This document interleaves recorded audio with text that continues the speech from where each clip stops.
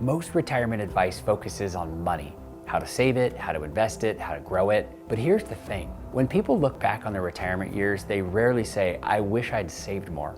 Instead, they wish they'd lived more. So today, I want to share the 5 biggest regrets that retirees have when they look back and what you can do right now to make sure those aren't your regrets. My name is Brad Lineberger, certified financial planner and founder of Seaside Wealth Management, here to help you get more out of life with your money. The first major regret is not living life on your own terms. This is the number one regret that I hear from people near the end of life. They say, I wish I'd lived a life true to myself and not the life that other people expected from me. Think about that for a second. How many times in life do we live by what others want from us? What society says is the right path or what we should do? Work the job, buy the house, raise the kids the way everyone expects. And then suddenly you're retired and it hits you, you've been playing somebody else's game. Let me tell you about a client of mine named Mike. He spent 30 years climbing the corporate ladder, checking all the boxes. And when he finally retired, he realized he never actually loved his job. He just kept doing it because it was expected. Now, Mike spends his days coaching youth baseball, volunteering in his community, and loving his life. These are things he never made time for before.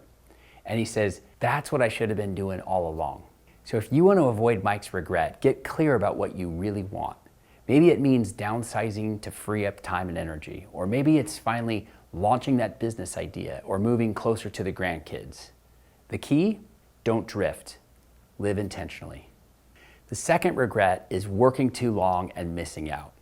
And I hear this one all the time. I wish I'd stopped working sooner. I didn't need more money. I needed more time. We get stuck working for all kinds of reasons. Habit, identity, fear.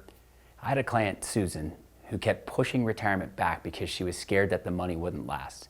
But when she finally retired, she told me the best decision she ever made was to stop working early enough to really enjoy her retirement. Here's the truth. The extra months or years that you work for just a little more savings, you can't get that time back. That's why it's so important to figure out your enough number, the point where your money can support the life that you want. And once you hit that, working more doesn't buy more happiness. It just delays the things that you actually want to do. The third regret is not saying what people needed to say. So what that means is holding things inside. So love unspoken or forgiveness withheld, boundaries not set. One woman I worked with, Linda, spent decades avoiding tough conversations with her brother. And when he passed, she regretted never telling him how much he meant to her. Holding back your feelings might feel easier in the moment, but it comes at a very heavy cost.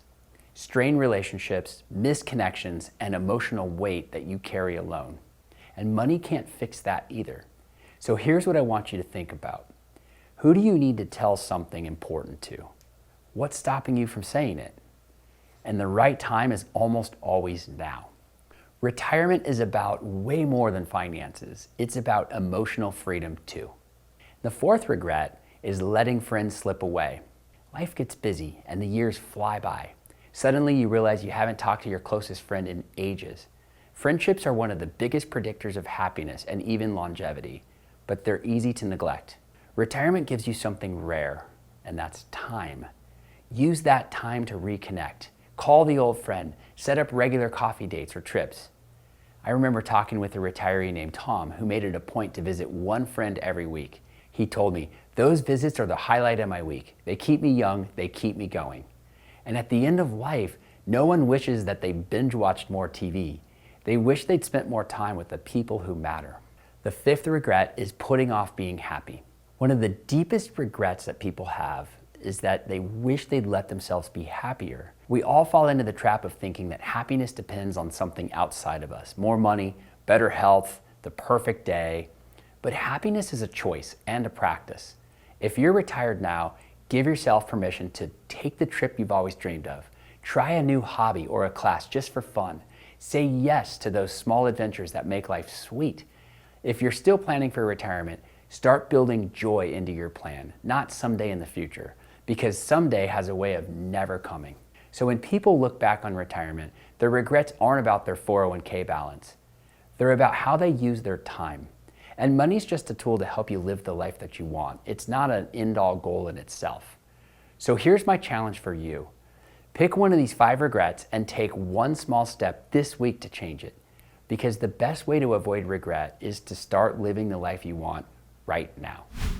And if you enjoyed this and you want help or a partner to help you navigate this journey, please get in touch with us. You can find us at seasidewealth.com or send an email to team@seasidewealth.com. We're truly financial life planners where, yes, the money's important, but it's the intersection of money, people, plans, and the future. That's what really matters. So if you want any help with this, get in touch. My team and I would be happy to connect with you. Also, keep watching. We've got more great content for you so you can keep learning.